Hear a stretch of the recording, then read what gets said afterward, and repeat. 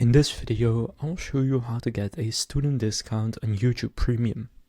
So to do this, just go and open up YouTube and then go to your profile. And now from here, what you want to go and do is click on Purchases and Memberships. And here you will find YouTube offers. So you want to go to YouTube Premium and click on Learn More. Then here you'll see all YouTube no interruptions. And you can see normally for an individual plan, it will be $13.99 per month. But if you are a student, you can get it for just $7.99 per month. So you will almost get half off of your subscription.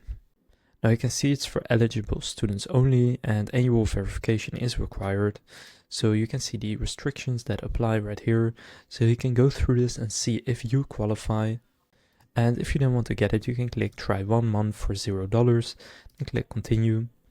And then from here, you will need to verify your student status. So just go and do that by entering your country, university or college name, first and last name, date of birth and email address. And then click verify my student status.